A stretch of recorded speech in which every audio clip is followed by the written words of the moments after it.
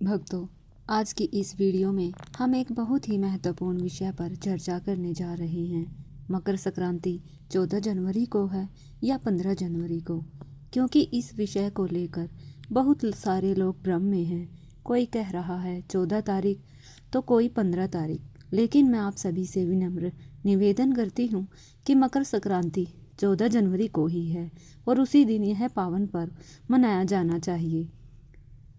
मकर संक्रांति का पर्व तब मनाया जाता है जब सूर्य भगवान धनु राशि से निकलकर मकर राशि में प्रवेश करते हैं।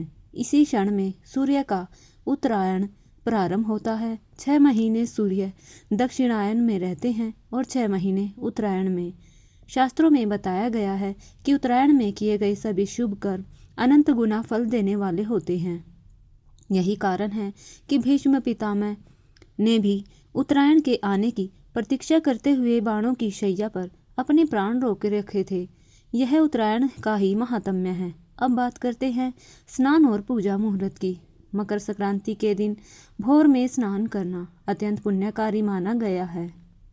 सूर्य भगवान को अर्घ्य देने का समय पूरे दिन श्रेष्ठ माना जाता है, क्योंकि संक्रांति स्वयं एक स्वयं सिद्ध योग होती है। इससे अलग से मुहूर्त दिखने की आवश्यकता नहीं होती। अधिकांश लोग यह भी पूछते हैं कि मकर संक्रांति पर किस देवता की पूजा करें। स्पष्ट रूप से जान लीजिए, इस दिन सूर्य देव की पूजा की जाती है। सूर्य भगवान की आराधना ही इस पर्व का मूल आधार है। पूजा की विधि बहुत सरल है।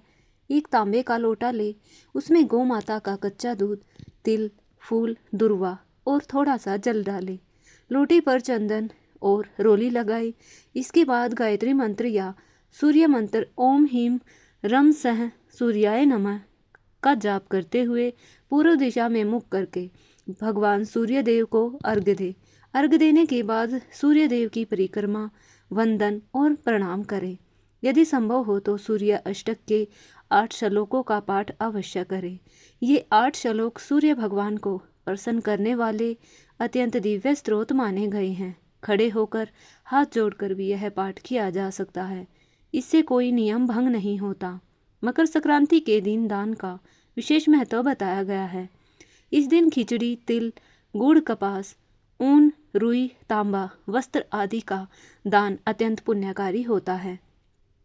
जरूरतमंदों को कंबल, रजाई, चश्मा, बर्तन या दैनिक उपयोग की वस्तुएं दान करने से सूर्य भगवान अत्यंत प्रसन्न होते हैं। इस दिन तिल के लड्डू, तिल की गज्जक बांटना, दान करना विशेष फलदायी माना गया है। साथ ही यज्ञ, सूर्य को अर्घ्य और सेवा करना अत्यंत श्रेष्ठ माना गया है। यहाँ तक कि शमशान के लिए लकड़ी का दान भी बहुत प्रभावशाली माना गया है। लोग इस दिन पतंग उड़ाते हैं, लेकिन मैं आपसे कहना चाहती हूँ कि जो व्यक्ति सूर्य भगवान की आराधना करता है, उसका जीवन भी पतंग की तरह ऊंचाइयों को छूता है।